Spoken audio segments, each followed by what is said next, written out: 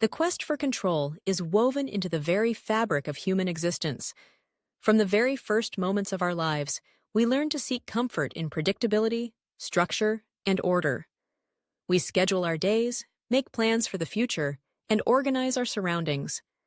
The sense of control provides a reassuring sense of safety, a way to shield ourselves against the chaos and uncertainty that seem to lurk just beyond the edges of our carefully constructed routines. But beneath this pursuit lies a powerful and persistent illusion, the myth of control. Throughout history, humanity has attempted to bend the world to its collective will. We have developed technologies to constrain nature, engineered laws to regulate societies, and advanced sciences to understand and predict outcomes. Each advancement further fuels the belief that we can command our environment, our destinies, even, to some extent, other people. And while our efforts have yielded astonishing achievements, they have also deepened our dependence on the idea that control is not only possible, but necessary. Yet life, unpredictable and dynamic, resists all attempts at absolute mastery. Consider the simple act of planning a day. You might intend to accomplish a series of tasks, lining up your priorities hour by hour. But then, a sudden illness strikes, or a friend calls in distress. Perhaps you encounter an unexpected traffic jam, or the weather shifts dramatically, disrupting your agenda. The carefully crafted plans, suddenly upended, serve as a reminder that much of what we hope to control remains outside our grasp.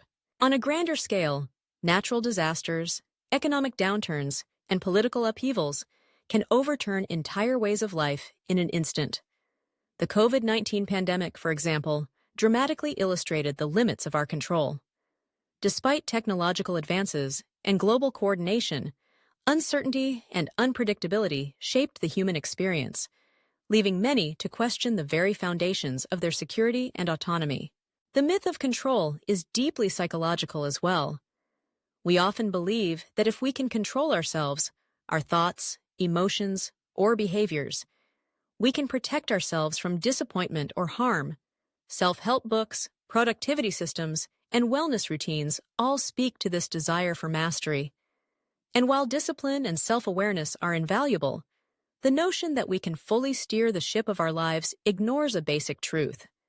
We are influenced by unconscious processes, external pressures, and random events beyond our comprehension. Relationships, arguably the heart of our lives, provide another canvas on which the myth of control plays out. Try as we might, we cannot force another person to feel a certain way or to act according to our expectations. Love, acceptance, and understanding require releasing the urge to micromanage, embracing vulnerability instead. So, what are we to do in a world where control is, at best, partial and fleeting? Paradoxically, the answer lies in letting go. By acknowledging the limitations of our power, we open ourselves to flexibility and resilience. When we cease clinging to fixed outcomes, we can respond more gracefully to the unexpected. Acceptance is not surrender. It is an act of courage that allows us to engage fully with the present, rather than attempting to forecast and command every detail of the future. Letting go of the myth of control does not mean abandoning responsibility or ambition. Instead, it invites us to focus on what we can influence, our attitudes, our efforts, and our openness to change. In embracing uncertainty, we find the freedom to adapt, to learn, and to grow. Step by step, breath by breath, we come to understand that life is less about control and more about participation, a dance with the unknown, rich with possibility and wonder.